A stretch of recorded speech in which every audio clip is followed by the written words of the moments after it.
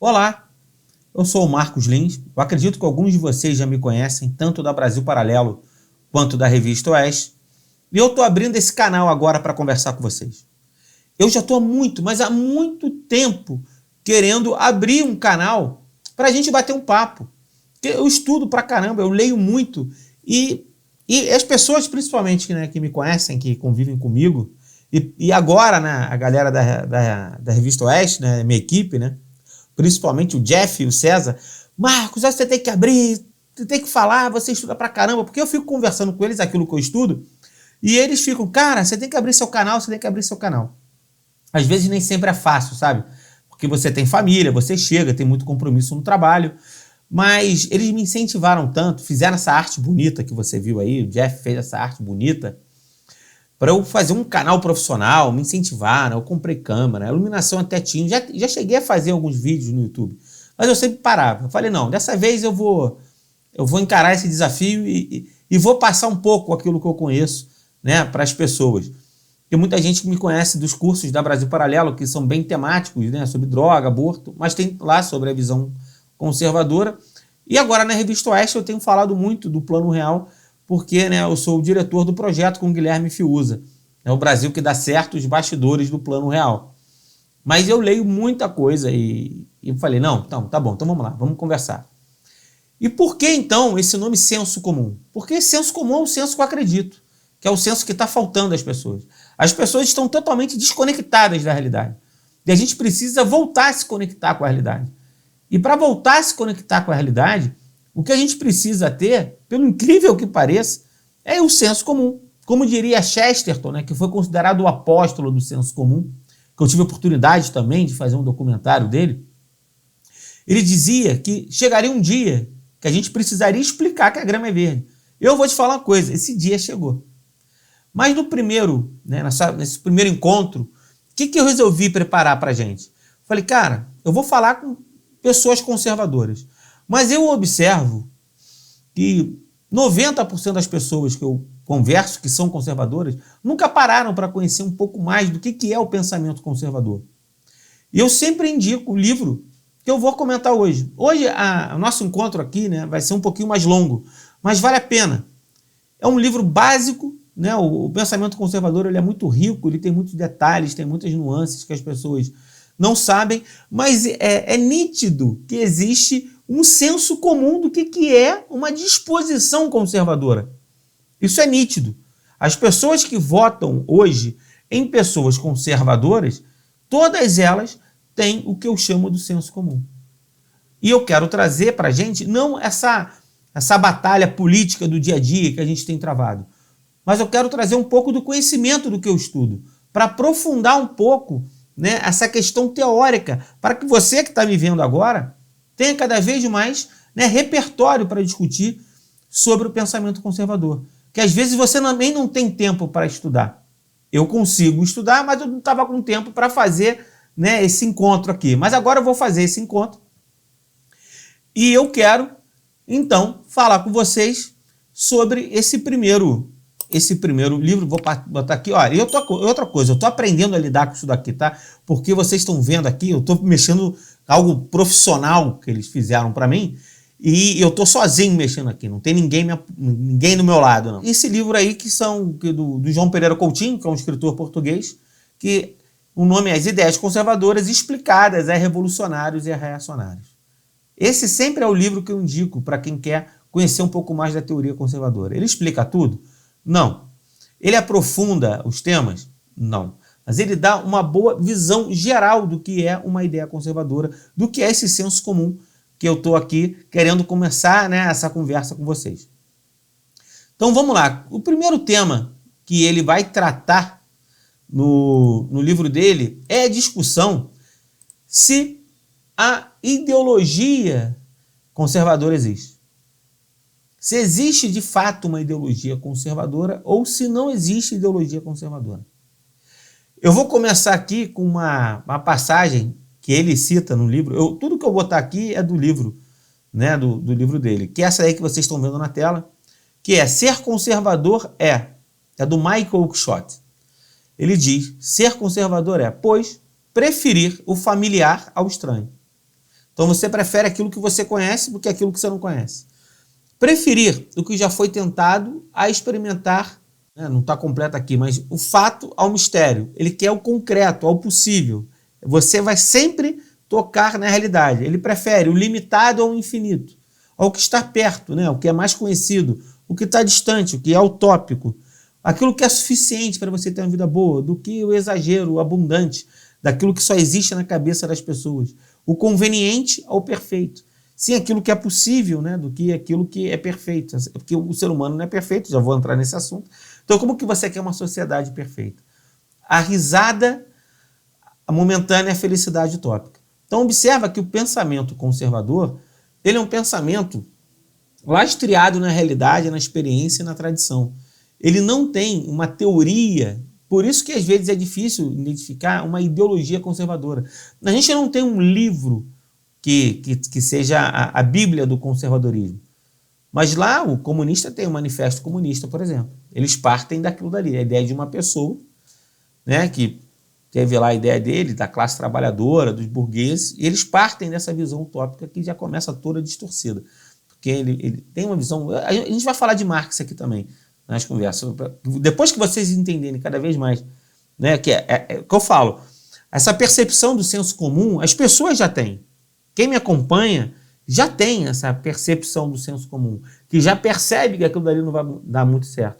Mas eu vou dar a base teórica para vocês aqui. É sair um pouco dessa batalha do dia a dia e entrar um pouco, né, no aprofundamento dos estudos.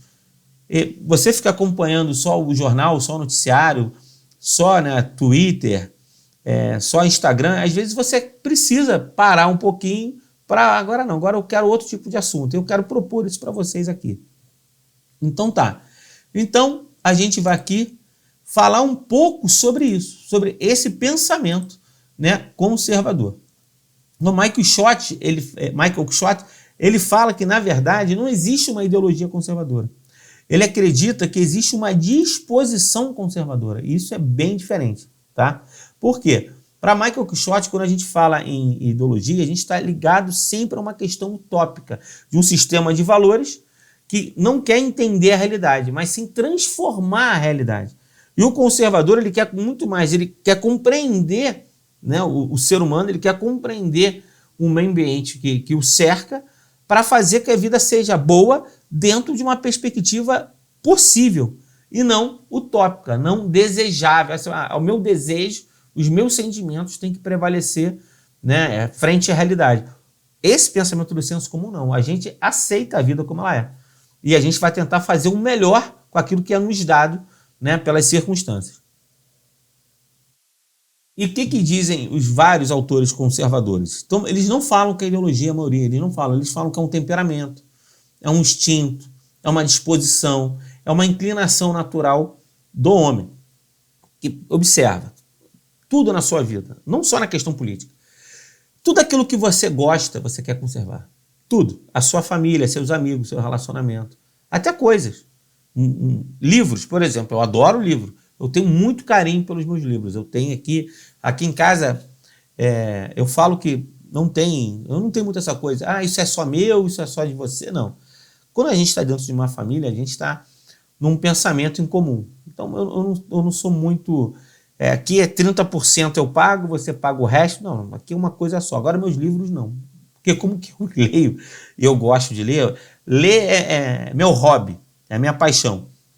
E com isso eu tenho muito carinho. Então eu quero conservar aquilo que de fato eu gosto. Mas isso não significa que a gente não pode, isso de acordo com o João Pereira Coutinho, que a gente não pode ter uma ideologia chamada conservadora no pensamento político.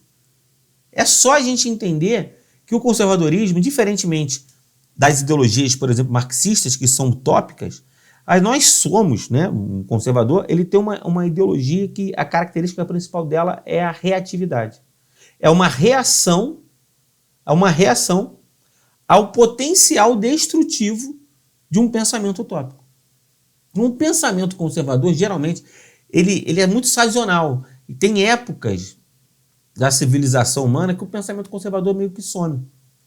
Quando a ordem está meio que estabelecida, as coisas estão funcionando de uma maneira que não agridem, né, a maioria dos cidadãos de uma certa comunidade. Mas quando eles observam que os alicerces da civilização estão sendo atacados, isso faz com que o pensamento conservador ele fique em evidência, fazendo com que mais pessoas se tornem conservadores.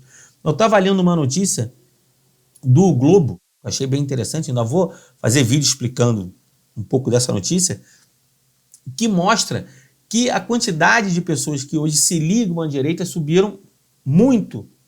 Mas eles sempre botam essa questão de Bolsonaro e tal, e se manteve. Então a quantidade de conservadores cada vez aumenta mais, porque fica cada vez mais nítido que o que a gente tem vivido hoje é realmente um perigo para tudo aquilo que a gente quer conservar. A família, quando você vê a legalização das drogas, de todas as, que eles querem a legalização das todas as drogas, porque no pensamento utópico deles, eles criaram uma narrativa que se você legalizar todas as drogas, você acaba com o tráfico de drogas. E como o ser humano sempre se drogou, então não tem motivo para você deixar só o cigarro, por exemplo, e o álcool, e você proibir as outras. Mas eles não percebem que esses dois, por mais que sejam drogas, eles acompanharam e chegaram até aqui conosco. O ser humano sempre se drogou, então ali é uma droga que a civilização consegue lidar de uma determinada maneira. Mas imagina uma civilização onde as pessoas façam uso de heroína, de cocaína e até da maconha, que a maconha tem muito transtorno psicótico. A maconha ela não está dando certo nos Estados Unidos, ela não está dando certo na Holanda, ela não está dando certo no Uruguai. Aqui, as pessoas no Brasil ainda não têm muito essa noção, principalmente o STF, que não tem noção nenhuma sobre isso. Parece que eles não estudam, eles não enxergam a realidade, porque no fundo eles têm essa visão utópica, que não é esse senso comum. Seria um senso especial, um senso iluminado, que eles conseguem ter uma visão do futuro bem melhor do que todas as outras que já vieram antes dele. Então, nós conservadores agimos de maneira reativa. Então, João Pereira Coutinho, o que ele faz? Bom, se eu tirar essa questão, a questão utópica do conceito de ideologia, lá que o Michael Oxford falou, e colocar a questão reativa de uma ideologia de emergência que vem reagir ao que tem acontecido, isso significa que sim, eu posso considerar que o conservadorismo sim é uma ideologia política. Então, para João Pereira Coutinho, não tem problema nenhum a gente considerar o conservadorismo como uma ideologia, desde que a gente considere uma ideologia reativa, uma ideologia que ela vem preservar aquilo que foi construído pela civilização, tá? Mas essa corrente é uma corrente minoritária. A corrente chamada majoritária é aquela corrente que considera o conservadorismo muito mais uma disposição e um temperamento. Beleza? Então essa é a primeira discussão que ele traz no livro. Não é bem o que eu quero falar sobre vocês, mas é uma curiosidade já um pouco mais aprofundada do debate do que é o conservadorismo. E aí ele entra em determinados princípios que ele considera fundamentais para que a gente entenda o que é o que eu chamo pessoalmente de senso comum e o que ele chama lá de ideologia conservadora. E o primeiro tema que ele vai trazer é a imperfeição humana. Esse seria o primeiro princípio estrutural, né, do conservadorismo. É a compreensão, é você compreender que o ser humano é imperfeito. E se o ser humano é imperfeito, imperfeitas serão as suas decisões. Isso vai ter ele não. Eu vou acabar falando mais até do que eu gostaria, porque está dentro. Eu vou sair um pouco do que ele escreve no livro. Mas quando o conservador, a pessoa que tem um senso comum, ela observa que toda vez que existe uma concentração de poder, existe um governo despótico, aquele que acaba com as liberdades, um conservador, ele vai falar, não, a gente precisa botar limite nisso. Né? E o liberal também. E o anarco, ainda mais ainda. Mas a gente observa que a gente fala, não, a gente tem que dividir esse poder. Então a gente vai dividir. Montesquieu fez isso, né? Executivo, legislativo e judiciário. E aí tem um modelo federalista americano, que ainda dá mais poderes para os estados, esvaziando um pouco esse governo central. Existe ainda outra divisão. Aí você vai dividindo os poderes para que você não concentre em um ser humano, que esse ser humano vai ser imperfeito, que ele decida para você aquilo que é melhor para a sua vida. Então, isso é uma característica que é muito importante, a imperfeição humana. Aí eu vou botar aqui outro slidezinho aqui para vocês, que João Pereira fala assim: então o conservador terá, ao invés de uma teoria pronta e acabada para resolver todos os problemas do mundo, a gente não tem isso, um conhecimento prático, baseado nas tradições e experiências passadas. Ele reconhece suas próprias imperfeições. Então, esse pensamento comum, esse senso comum, a gente tem essa convicção de que o ser humano é falho. A gente pode dizer até na questão na Bíblia, quando fala, né, a queda do homem, de Adão e Eva, eu sempre, não sei se você também, né, já pensou nisso assim, mas eu quando estudei essa questão de Adão e Eva, do simbolismo de Adão e Eva, você comer um fruto da árvore do conhecimento do bem e do mal. Eu, a princípio, falava assim, caramba, se eu vou saber do bem e do mal, parece que isso não é ruim. Significa que eu vou ter o conhecimento do que é o bem e o mal e vou fazer o bem. Só que esse aprofundamento desse tema mostrou uma coisa muito mais profunda. Eu fui ler isso, foi de um rabino judeu, um texto de um rabino, e ele conseguiu me explicar isso. Ele falou o seguinte: o problema foi que quando o homem come a árvore do conhecimento do bem e do mal, ele se coloca no centro. Então agora eu sei o que é o bem e o mal, eu sou o centro do universo, eu não preciso de Deus. Porque se você não acha que você sabe de tudo, se você reconhece a sua imperfeição, você se ajoelha e vai buscar algo que te transcenda. E nós buscamos Deus. A gente busca Deus porque em Deus está a perfeição. Então, se eu sou imperfeito, eu reconheço as minhas próprias imperfeições. E você observa que, né, Marx falava, né, que a religião é o ópio do povo. Então, ele acreditava que o fato de existir religião era só para manipular a massa. E quantas vezes você ouve isso? Que as pessoas buscam religião e elas vão ser manipuladas pela igreja, elas vão ser manipuladas pelos seus pastores. Na verdade, não é isso. Se a igreja faz isso, ela está errada. E a gente tem que saber isso. Por quê? Porque é feita por homem. E a gente tem que tomar cuidado, a gente não pode perder esse senso crítico. E também o pastor, você está lá e você acha que está sendo explorado, sai. Mas a igreja nunca existiu para isso. Ela sempre existiu para orientar o homem, aproximar de Deus, porque o homem se reconhece imperfeito. Então, esse conhecimento da imperfeição humana é uma das características principais desse pensamento que eu falo para você, que é o pensamento do senso comum. Então, essa é a primeira característica que ele coloca. Já a segunda característica que ele coloca, que é o terceiro capítulo, é o sentido da realidade. Para a gente entender isso de maneira mais lúdica, ele coloca esse pensamento nessa frase de Winston Churchill, que ele diz assim: por mais absorto que um general esteja na elaboração de suas estratégias, às vezes é importante levar em consideração o inimigo. O que ele quer dizer com isso? Ele quer dizer o seguinte: eu faço uma estratégia da Segunda Guerra Mundial maravilhosa, que eu entro por aqui, avanço pela praia ali, vou por cima com os aviões e resolvo e ganho aquela batalha. Bom, e aí? E o outro lado não vai fazer nada, não? O outro lado também não tem a estratégia dele? Então ele dizia, por mais absurdo, por mais concentrado, por mais ali focado que esteja esse general, ele tem que levar em consideração o que os outros estão pensando. E aqui no Brasil, eu peguei um exemplo mais tupiniquim, que é do Garrincha, né? Porque na Copa de 58, o Vicente Feola era o técnico e ele começou a falar sobre jogadas, a estratégia para ganhar um jogo. Não, você dribla aqui, passa pela direita, você aparece no meio, passa por dois, dribla, joga na cabeça, ali ele marca o gol de cabeça.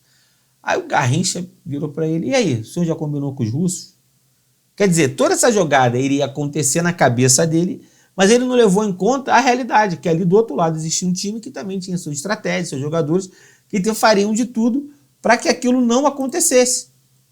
Então, esse sentido da realidade, a gente não pode perder nunca quando nós somos conservadores, ou como eu digo, uma pessoa com esse senso comum. Então, o conservador ele vai levar sempre em conta as circunstâncias concretas. E só depois de ele levar em conta as circunstâncias concretas que ele vai se posicionar. Eu vou dar um exemplo meu, tá? Eu sempre tive como característica ser um cara muito cético. Isso é uma característica conservadora. Então, na questão da maconha, por exemplo, Eu tenho um curso contra ela no Brasil Paralelo. Mas eu era favorável. Você vai dizer, você é louco? Não, porque o que chegava para mim era que a legalização ia fazer diminuir a questão do tráfico de drogas e violência. Imagina eu como carioca. Eu sofri e sofro, agora mudei de cidade, mas sofri muito com a violência. Eu enterrei amigos por causa da violência. O padrasto levou bala perdida por causa da violência. Então, quando disseram para mim, olha, você legaliza e acaba o tráfico, eu acreditei de maneira inocente, não tão cética assim. Mas depois eu fui me aprofundar no tema e vi que aquilo não era algo ligado à realidade.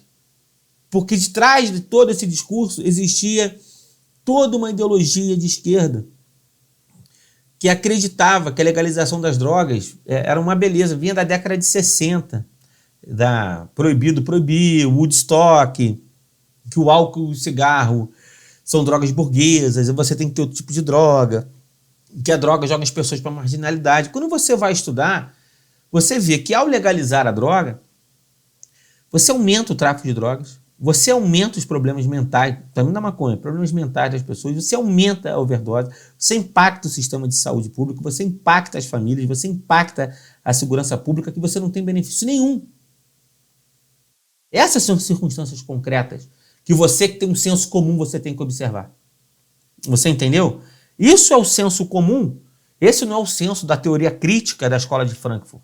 Esse é o senso comum, que faz com que fazer, bom, isso daí não vai dar certo. E é por isso que mesmo quem... Eu precisei estudar, mas a maioria das pessoas não precisa estudar, mas principalmente quem vive dentro das comunidades, elas já sabem disso. Eu li esses dias uma reportagem que no Oregon, onde foi legalizado drogas pesadas, inclusive a maconha, já estão querendo recuar. Porque eles perceberam que aumentou a violência, aumentou o tráfico de drogas, aumentou a questão de overdose. E sabe quem quer mais a volta da proibição? As pessoas negras e hispânicas que moram nos locais mais pobres. Porque elas estão vivendo a realidade. É isso. Então toda reação conservadora, ela jamais vai partir de uma teoria abstrata. Ela vai partir sempre de uma realidade concreta. É isso que a gente tem que fazer. Tá? Então assim, a gente observa, se determinada política vai levar de fato a paz, a prosperidade, se vai levar a mais segurança, a mais saúde, a gente tem que estar favorável a esse tipo de política. A gente vai observar, isso vai funcionar? E a gente pode entrar em vários temas a partir, por isso que hoje a gente está falando mais de princípio. Mas a gente vai olhar para a realidade, vai ver, bom, na prática, sem questões teóricas, isso funciona ou não? Isso vai dar certo ou não? Então, essa é uma característica muito importante do pensamento conservador, que ele leva isso, né, para o livro dele. Não, como eu falo, o livro dele não é tão completo assim, mas traz bons princípios. E o terceiro princípio que ele traz, que é importante demais para nós termos esse senso comum, é o teste no tempo. O conservador vai valorizar, então, as instituições que sobreviveram no tempo. As tradições importam. Né? Os conservadores são aquelas que nasceram e sobreviveram no tempo. Então, as tradições conservadoras são aquelas que nasceram e sobreviveram no tempo, porque as sucessivas gerações enxergaram nelas vantagens morais e evolutivas. Então, tudo aquilo que chegou do passado para a gente, a gente valoriza. A gente valoriza porque ela foi testada pelo tempo. As pessoas viveram aquilo. A igreja, para uma pessoa moderna, progressista, ela fala que ela é o ópio do povo. Marx falou isso. Nietzsche falou que Deus está morto. Botou o homem no centro do mundo. E olha o que aconteceu com a nossa civilização. Do século, principalmente, que eu observo, né, final do século XVIII para cá, como a gente vem degenerando, moralmente falando. Tecnologia não, mas moralmente. Onde a gente vem degenerando. Por quê? Você tirou o seu local de humildade, que existe algo maior que você, que transcenda você. Eu vou falar um pouco depois do livro do C.S. Lewis, né, A Abolição do Homem. É bem interessante. Você vai ver que a maioria das civilizações, elas seguem as mesmas morais, mesmo não sendo cristã. Isso significa que determinados preceitos morais, eles sobreviveram no tempo e eles foram importantes para a civilização da sobrevivência daquela civilização. Ela foi muito importante. É por isso que ela se manteve durante o tempo. Se ela é perfeita ou não, não se esqueça, um homem é imperfeito. Não significa que você não possa melhorar. Mas você valoriza aquilo que chegou para você. E a gente vai valorizar a família, a gente vai valorizar a igreja, vai valorizar, sim, o Estado. Porque uma civilização sem um Estado que organize, aí a gente depois discute que tipo de Estado que a gente quer. Isso é outra coisa. Mas o Estado foi importante, a monarquia foi importante. Vários países até hoje seguem a monarquia. Outros, a república funcionou. Quando chegou na França, foi um desastre. As pessoas falam da Revolução Francesa como se fosse uma beleza. Não foi uma beleza. Aí a gente entra depois no estudo do Edmund Burke. Ainda vou trazer o estudo do Edmund Burke para a gente. Então vocês vão vendo que esse teste no tempo, ele é crucial para que a gente... falei do Edmund Burke, vai entrar agora, né? Está no livro do João Pereira Coutinho, uma frase dele. O que ele dizia? Que a sociedade é um contrato entre os vivos, mortos e que estão por nascer, para que as gerações vindouras tenham uma casa e não uma ruína. Porque toda vez que você faz uma mudança onde você não respeita tudo aquilo que veio, né, durante o tempo, construído no tempo, você geralmente, quase certo, você destrói muito mais, você tem muito sangue nas mãos. O pensamento conservador, ele não tem o sangue nas mãos. Ele não tem. Se você estudar a Revolução Inglesa, você vai observar que ela é muito menos violenta. Ela foi um arranjo para que não houvesse uma ruptura. E você vai para a Revolução Francesa ao contrário. Criaram lá a guilhotina. A guilhotina foi um instrumento para você matar pessoas. Para matar. Inclusive, o cara que criou morreu através da guilhotina. Robespierre, que foi lá, fez o terror, a era do terror, morreu na guilhotina. Então, assim, você vai vendo que toda essa mudança de ruptura, acabaram com a monarquia lá e criaram algo novo, você tira tudo aquilo que foi construído embaixo, que tudo que era construído embaixo, ele limitava os poderes um do outro. Por mais que aquilo não fosse perfeito, por mais que não houvesse necessidade de mudança na França, existia necessidade.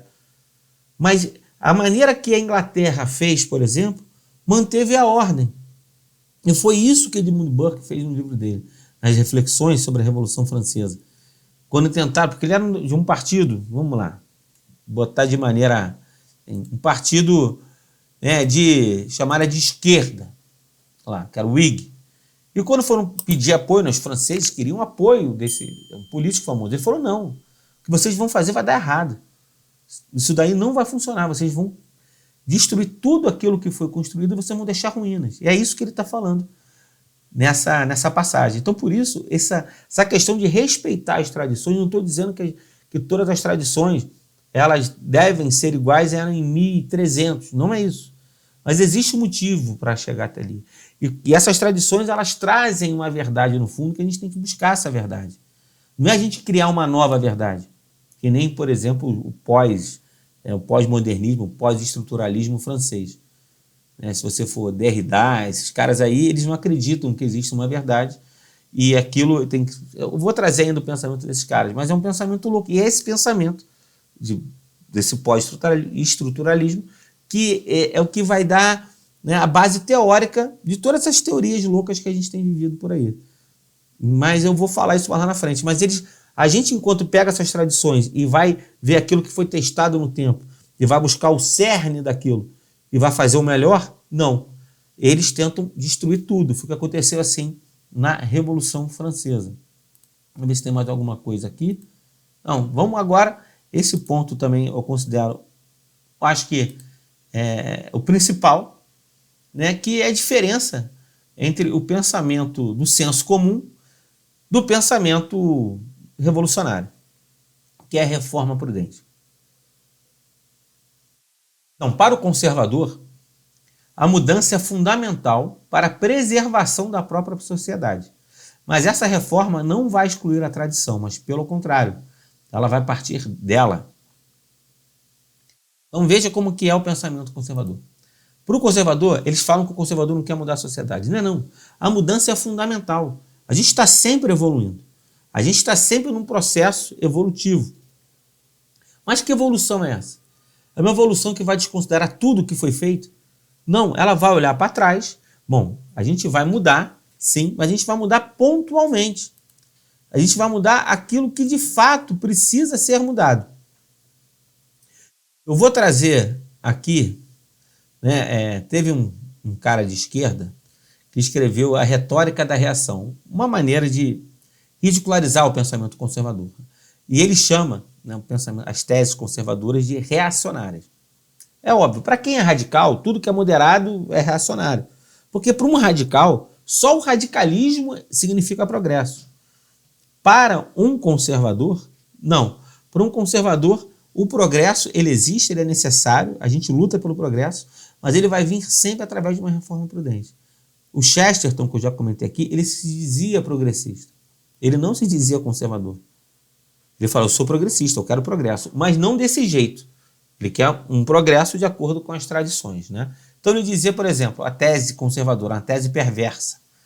Para esse autor, Albert Hirschman, para o conservador, os resultados da apelação revolucionária acabarão sempre de gerar um resultado perverso. Então, para ele, o conservador ele acha que toda mudança gera um efeito perverso. Não é toda mudança, não. Não é toda mudança, não. Mas uma mudança revolucionária, sim. O comunismo fala que eles vão chegar à igualdade. Você só estudar o que aconteceu na Guerra Fria. É só você ver os regimes comunistas. Há uma concentração de poder, existe uma perda da liberdade total. Isso, o Brasil está indo por esse caminho, Venezuela já passou por esse caminho, Nicarágua já passou por esse caminho, né? Coreia do Norte, a China, e o Brasil está indo por esse caminho sim. A gente está perdendo nossa liberdade cada vez mais. Então, ele falava que toda mudança, não é toda não, é toda mudança revolucionária. A tese fútil, que as mudanças para os conservadores são sempre superficiais. Não são. Ele está errado também. Ela não é superficial e por isso não precisa mudar. Não, é necessária a mudança. Mas se você fizer um olhar crítico aqui no que ele está falando, e ele, antes de falar do olhar crítico, ele fala que para o conservador toda tese, toda mudança vai trazer risco de ganho às tradições. Então, observa bem. Aquele cara está dizendo o seguinte, aquilo que não for revolucionário é perverso, fútil e ameaçador. É ao contrário do senso. O conservador ele quer todas essas mudanças, mas ele quer aquilo que você muda para conservar. Então, se você está com problema de saúde, você vai mudar a sua alimentação porque você quer conservar a sua saúde. Se você está se comportando mal num relacionamento com seu amigo, um relacionamento afetivo, você vai mudar para preservar. Então, você muda. Entendeu o quê? A mudança, na verdade, ela existe para preservar aquilo que a gente considera bom. E a sociedade ela vai precisando dessas mudanças, dessas adaptações, porque as pessoas mudam, as realidades mudam. O conservador ele olha para a realidade, mas ele vai ser sempre prudente nessas mudanças. Sempre prudente nessas mudanças. Tem uma frase de Edmund Burke, então, essa frase de Edmund Burke eu acho que resume bem. O que ele diz? A reforma específica deve ser aplicada à parte que produziu o necessário desvio. E quando opera o desvio, é imperioso evitar a decomposição de toda a massa civil, uma nova ordem civil a partir dos primeiros elementos da sociedade. Então, toda vez que a gente precisar mudar, e é necessário mudar, que a gente faça de uma maneira que só vai corrigir o desvio. A gente não vai mudar tudo. Então, não é o fato da gente ter prisões injustas que a gente vai fazer um desencarceramento em massa. Não é o fato de terem policiais que sejam agressivos e violentos que você simplesmente vai chegar e acabar com a polícia. Não é o fato de você ter, sim, pessoas preconceituosas com homossexuais e transexuais que você vai introduzir uma ideologia de gênero onde você não vai ter mais sexo. Sexo não é mais considerado. Não é pelo fato de terem homens agressivos que não respeitam a sua mulher no casamento que você vai achar que todo casamento é uma relação opressora de um homem com a mulher. Porque é esse o discurso. O discurso é sempre nesse sentido. O que Edmund Burke está falando aqui é que a gente sempre vai pegar, e nesse desvio, né, vou botar até aqui de novo, você vai ter que atacar a parte que produziu o necessário desvio. Você vai atacar o que foi desviado. Então a gente vai combater sim o racismo, a gente vai combater sim o preconceito, mas respeitando tudo que chegou até aqui, respeitando a família, respeitando o ser humano como ele é. Uma coisa que é importante, que eu sempre considero do pensamento do senso comum é que a gente nunca vai buscar aquilo que nos separa. A gente vai buscar sempre a humanidade que nos une. E isso é uma diferença crucial entre pensamento conservador e pensamento progressista. Enquanto eles buscam a diferença para estabelecer uma divisão entre as pessoas, esse pensamento do senso comum, ele vai buscar aquilo que nós temos em comum, que é a nossa humanidade, o nosso afeto, o nosso amor, e fazer com que a gente enxergue as soluções a partir desse prisma, entendendo sempre que o ser humano é falho. E às vezes não é uma questão social que fez com que pessoas se desviassem do caminho do bem. Não, às vezes é uma questão de caráter, sim, e que a gente vai ter que corrigir essa pessoa para que a gente possa não ter que enterrar as pessoas que nós amamos. É muito diferente isso, tá bom? Então, é por isso que a gente vai sempre buscar, sim, essas mudanças. Bom, vamos lá. Sexto, estamos já indo para o final, que é da sociedade comercial. A sociedade comercial é a sociedade de livre comércio. Como é que o conservador enxerga isso, né? A sociedade, isso está no livro, sociedade de livre mercado reduz as relações humanas em relações de caráteres economicistas. Então, o que importa é o dinheiro. Então, por exemplo, a indústria do aborto dá muito dinheiro. Então, por que não? Né? Não tem ela é amoral. Se você quer, eu quero, por que não? É uma visão utilitarista, né, da vida. Então, portanto, diz o Coutinho, ela pode ser um instrumento de distribuição da própria sociedade. Bom, eu quero vender droga, o cara quer consumir, por que não liberar todas as drogas? O cara quer se matar, é eutanásia. Eu tenho uma máquina aqui para isso, ele me paga, eu mato essa pessoa. Então você não tem uma moral por detrás. Você não leva em consideração tudo aquilo que foi construído pela civilização, de afeto, de consideração pelo ser humano. Não valoriza, por exemplo, nesses casos que eu falei, o ser humano enquanto humano. E eu disse que o pensamento do senso comum, ele tem como característica buscar essa humanidade que nos une. Então, se uma pessoa está querendo fazer uma eutanásia, com certeza algo está acontecendo com ela de maneira séria, que ela está precisando é ser acolhida. Se uma mulher chega no momento que ela precisa, na cabeça dela, fazer um aborto para se livrar de um problema, significa que a sociedade está falhando em acolher essa mulher. E numa sociedade que cada vez mais desvaloriza a família, mostra a família como uma coisa ruim, que o bom é você ter vários relacionamentos, que o bom é você ter vários casamentos, que o bom é você ter trisal, você transar com todo mundo, é óbvio que no momento que essa mulher engravida, a chance desse homem não assumir o seu papel de homem é muito grande. Então, quais são esses valores? Aí essa mulher fica abandonada. Então, o problema é muito mais grave. Não é porque o homem sempre será um canalha. Não. Na hora que você coloca o sexo como a coisa mais importante de uma vida, não é nem de um relacionamento, mas de uma vida em sociedade, é óbvio que se sem vínculo afetivo nenhum, a chance desse homem abandonar essa mulher é muito grande. Então, a sociedade está falhando. Então, a sociedade comercial, ela pode servir para esses propósitos, né? Porém, como diz aqui, é desejável conciliar essa sociedade de livre mercado com um pensamento conservador. Por quê?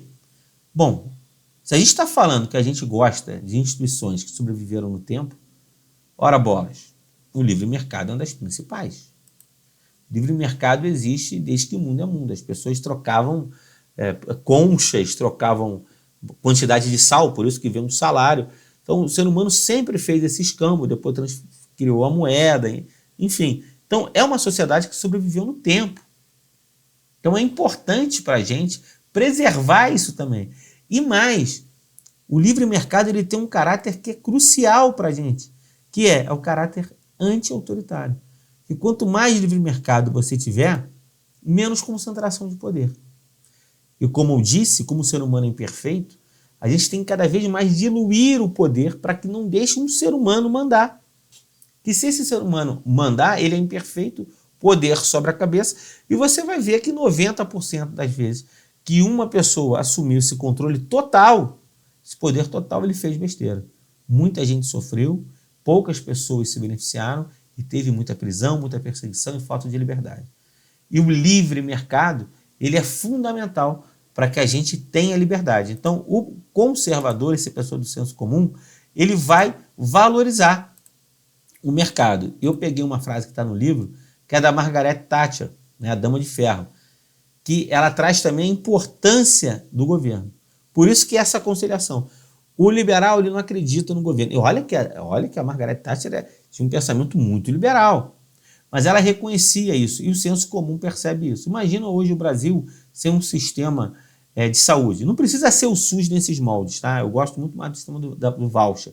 Educação, se não fosse gratuita. Imagina o Brasil sem uma educação gratuita. É muito importante que a gente tenha a possibilidade de uma educação gratuita, mas pode ser outro modelo, né? Sem Paulo Freire, sem doutrinação, com liberdade de escolha. Mas olha o que ela fala, que eu considero isso também. Eu não sou a favor de uma sociedade sem Estado. Ela fala que o governo também tem um claro dever de cuidar dos doentes e dos velhos e de providenciar uma rede de proteção para todos aqueles que, sem culpa, caem no desemprego, na pobreza e na privação.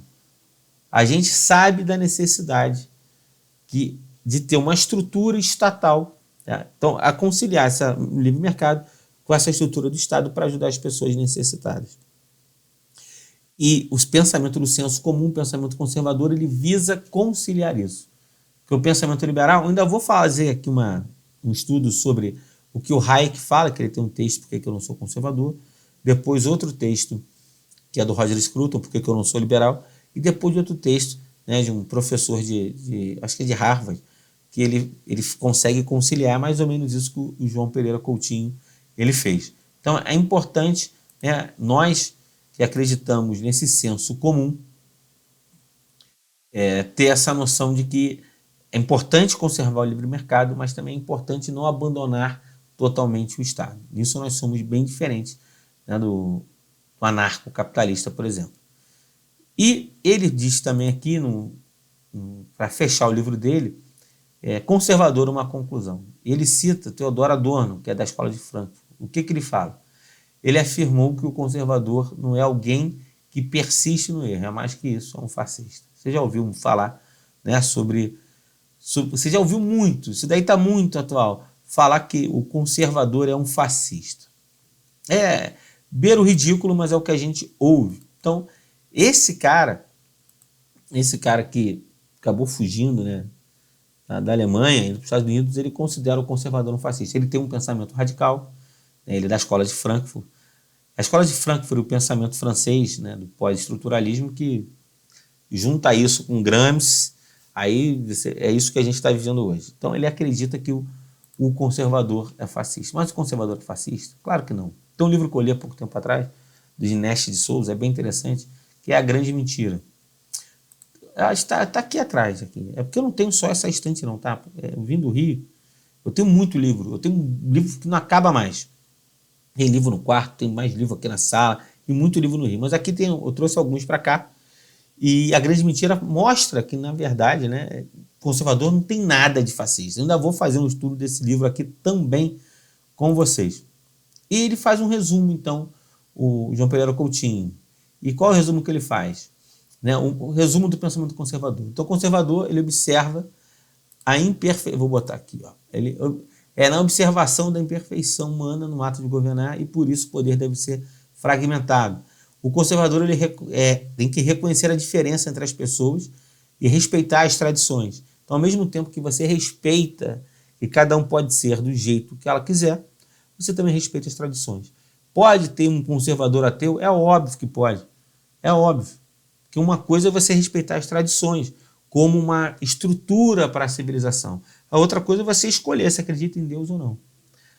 Pode ter, então, conservador homossexual? Cara, isso são as perguntas mais ridículas que eu escuto. É óbvio que sim, por que não? A gente não pode confundir, né, a moral cristã por detrás da civilização ocidental com a religião se metendo na política. A gente não vai botar a religião na política, senão isso é ruim. Vai virar o quê? O Islã aqui? Porque o Islã é teocrático e ponto. Nós não. É Deus que é de Deus e a César que é de César. Quem disse isso? Jesus Cristo. Então a gente pega a moral cristã e coloca isso a serviço, né, da política, mas a gente vai incluir todo mundo. Então, uma democracia de verdade que tem um pensamento conservador, ela é inclusiva, ela não é exclusiva. Então, quando faz essa pergunta, eu particularmente acho ridículo, mas por isso que a gente tem que estudar. Defesa de reformas. Nós defendemos reformas, mas que conservam e não de revoluções que inovam. Quando falam que é revolução, mas o conservador fala que não faz revolução. Revolução nesse sentido de inovação, do zero? Não. Mas a Revolução Americana foi para conservar um modelo inglês. E os Estados Unidos queria ter representatividade lá, já que ele não era inglês, ele queria ter essa representatividade. Teve a Guerra do Chá, a questão do imposto e tal. E depois a gente explica melhor isso. Mas foi uma revolução para manter a tradição inglesa. Os Estados Unidos vai e rompe. Então, esse é um resumo. A gente pode fazer aqui, então, da perfeição humana, por isso a gente bota limite no governo. A gente respeita a diferença entre as pessoas e respeita as tradições. A gente defende reformas, mas a gente reforma para conservar.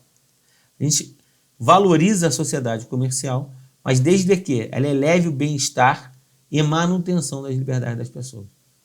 Então tem que ser sempre isso. A gente respeita o livre mercado, desde que ela vai aumentar o bem-estar da sociedade como um todo. Tá? E para fechar, essa frase do João Pereira Coutinho, que resume o livro dele, que ele fala: para um conservador, o imperativo de continuidade é mais importante de algo que irá triunfar. Então a gente busca, na verdade, enquanto o conservador, manter tudo que chegou até aqui, fazer reformas para melhorar aquilo que chegou, para que a gente entregue para as próximas gerações uma civilização, um mundo melhor do que a gente recebeu. Então a gente tem isso daí, a gente tem um compromisso. Esse é o compromisso do senso comum. É o compromisso com os mortos, com os vivos e para as futuras gerações.